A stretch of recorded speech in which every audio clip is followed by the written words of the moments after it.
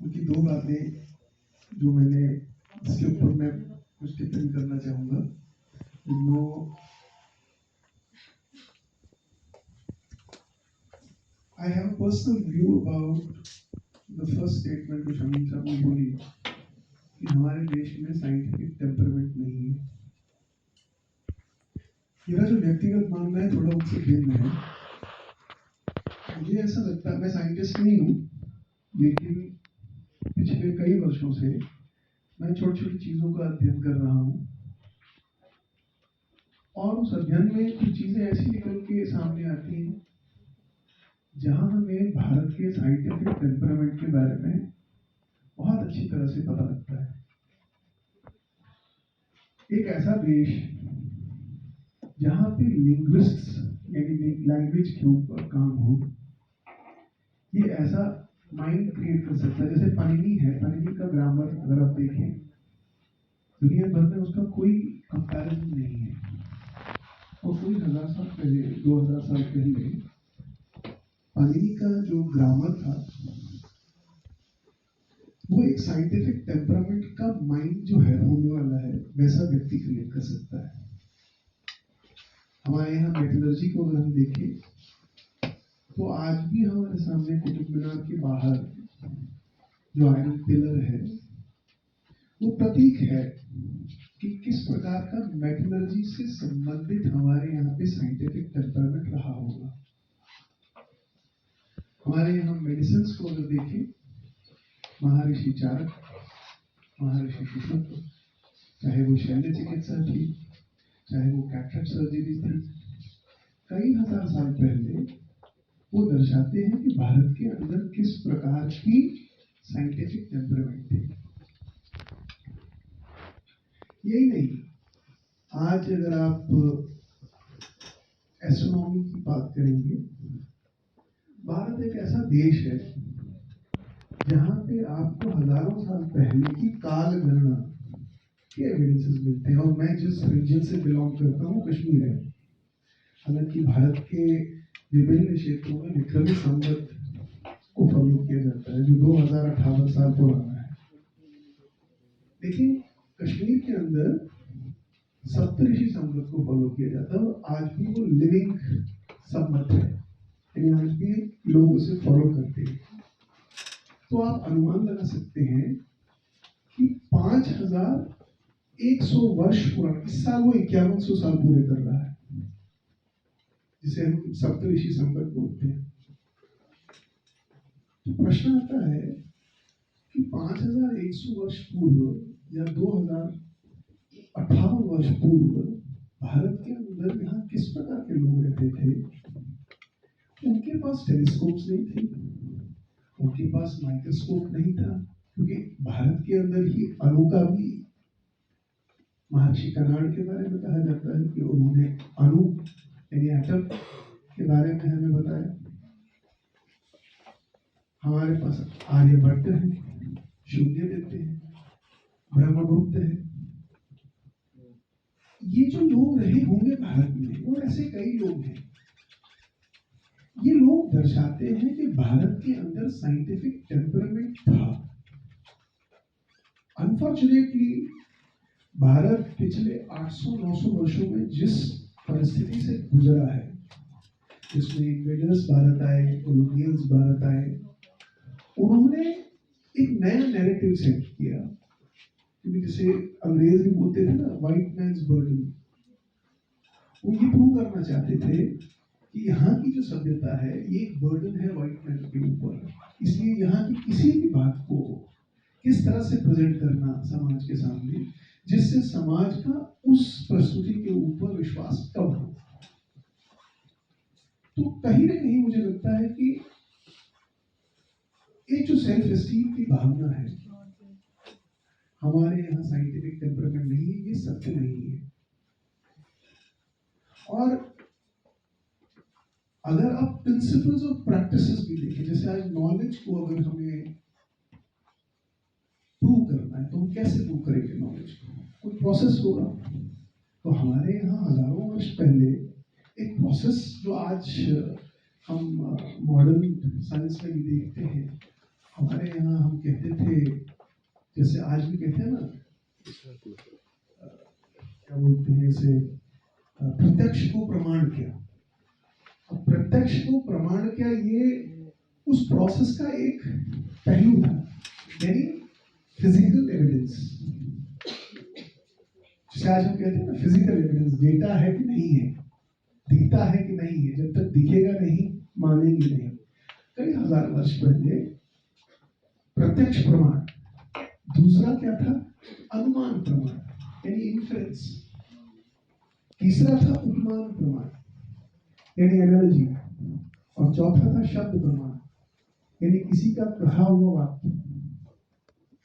ये प्रोसेस थे भारत में किसी नॉलेज को सेट करने के लिए, प्रूव करने के लिए। ये दर्शाता है कि भारत के अंदर जो टेम्परमेंट फॉर एक्सपेरिमेंटेशन है, जो temperament for collection of information है। मुझे किसी ने एक दिन कहा कि ऐसा कैसे पॉसिबल है कि 5100 वर्ष पहले आपके यहाँ पे लोग सितारे चांद देखते थे और उनकी सही कल्पना करते थे कि वो कितने दूर हैं, किस ऑर्बिट पे हैं। कठिन है प्रश्न ये।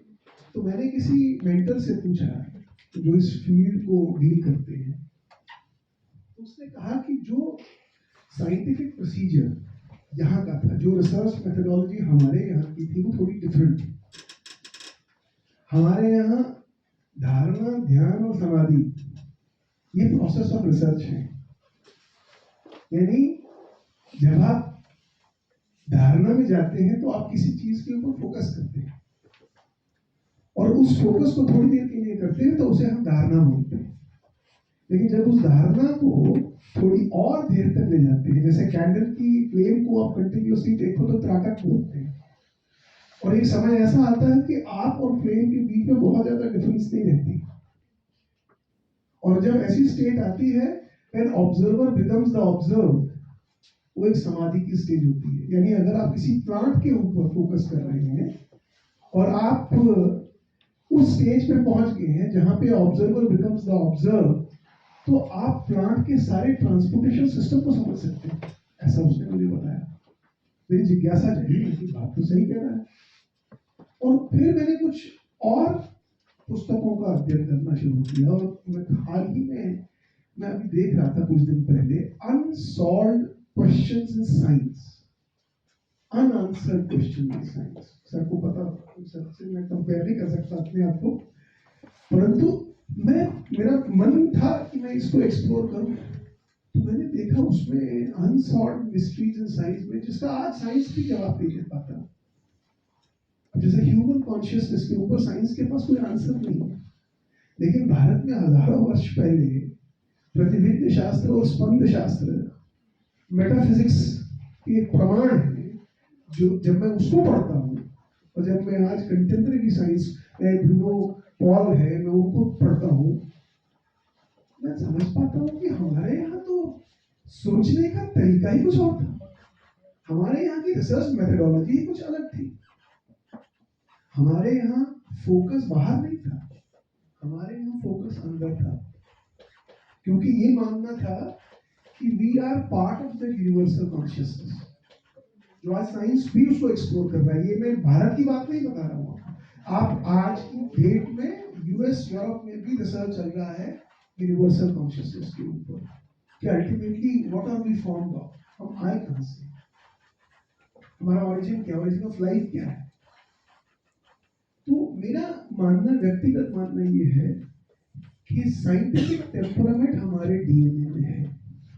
उसका एक उदाहरण, मैं 15-20 साल मैंने आईबीएम में काम किया, मैं पूरी दुनिया घूमा। पिछले 20-25 साल में मेरी एक बड़ी इंटरेस्टिंग ऑब्जर्वेशन है। मैंने आईबीएम में आर्मॉक में भी काम किया, मैं वहाँ कुछ समय रहा, मैं चाइना में रहा, मैं फिलीपींस में रहा। मैं जब घूमता था तो एक बड़ी कॉमन सी चीज दिखाई देती थी कि जितनी भी ये रिसर्च लैब्स बाहर मल्टीनेशनल कंपनीज की रहती है, इनमें रिसर्चर्स मैक्सिमम मालूम कौन रहते हैं? कोई अंदाजा लगा सकते हैं? मैक्सिमम इंडियंस होते हैं रिसर्च लैब्स को मैनेज करते हैं, हेड करते हैं। अब तो हमारे बहुत सारी एजेंसीज के तो जो फॉर्चून 500 में नहीं, फॉर्चून 100 में है, उनको इंडियंस लीड करते हैं, because they have that appetite and temperament.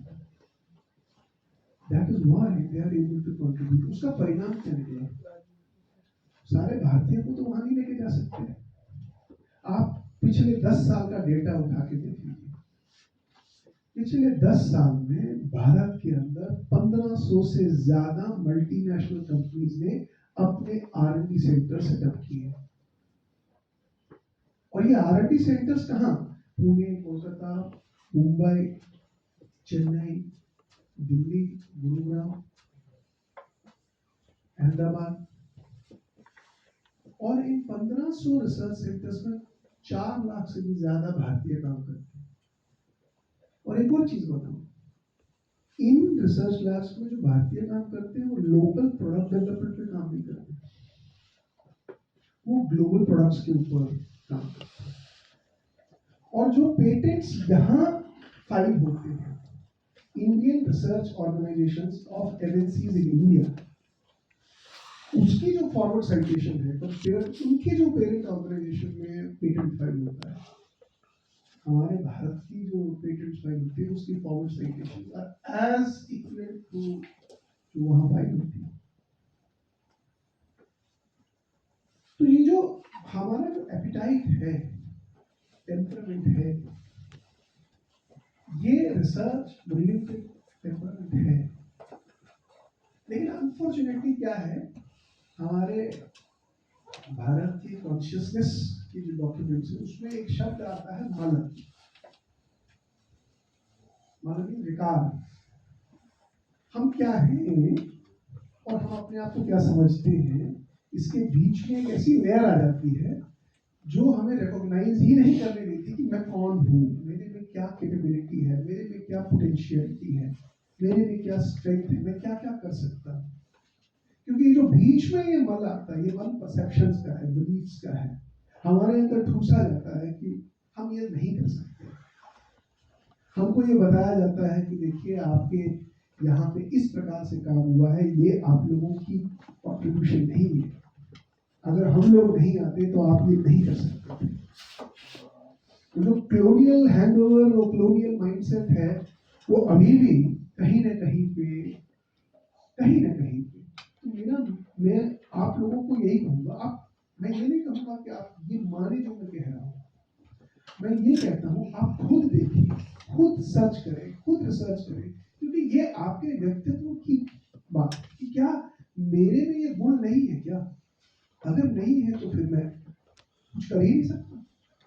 ये गुण है हमें, और ये आज भी हमारे सामने उदाहरण के रूप में जब मैं सारी कंपनी में देखता हूँ तो मुझे बहुत हर्ष होता है। आज भी मैं जिस कंपनी में था, आज भी उस कंपनी में अगर कोई रीजन सबसे ज्यादा प्रॉफिट देता है तो वो इंडिया है, और अगर किसी रीजन से वो सबसे ज्यादा टैलेंट इंपोर्ट करते हैं वो इंडिया है।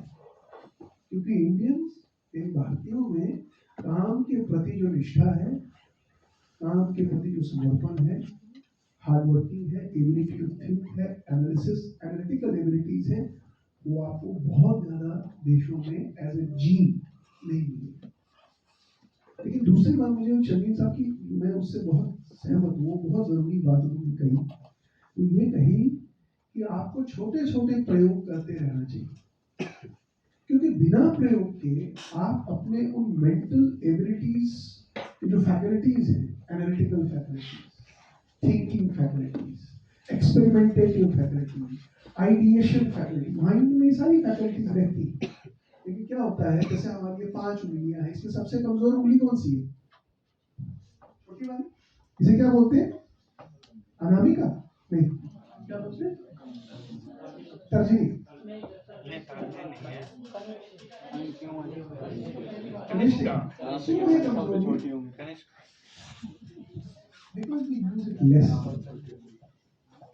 माइंड की फैकल्टीज भी ऐसी है, जिस फैकल्टी को आप जितना यूज करोगे वो उतनी स्ट्रेंथन होगी।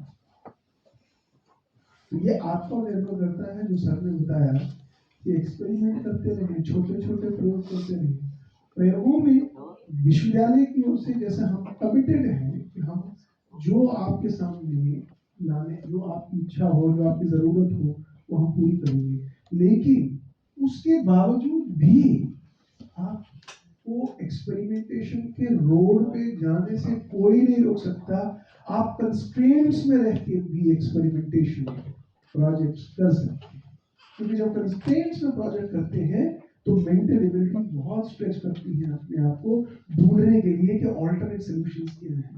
वही देश इनोवेट करते हैं जो देश प्रॉब्लम्स में रहते हैं, क्योंकि अगर उनके लोग प्रॉब्लम के अंदर स्ट्रेच करना सीख जाए, वो देश के अंदर इनोवेशन आ सकता है। इसलिए आज के दिन के लिए आपको एक बार फिर से बधाई।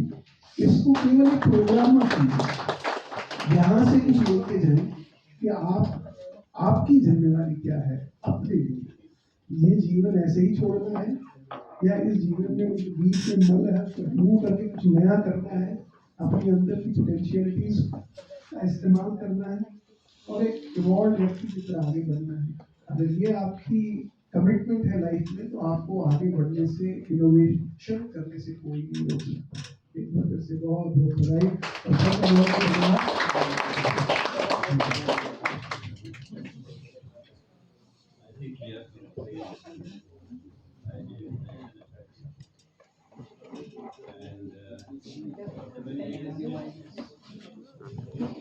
My belief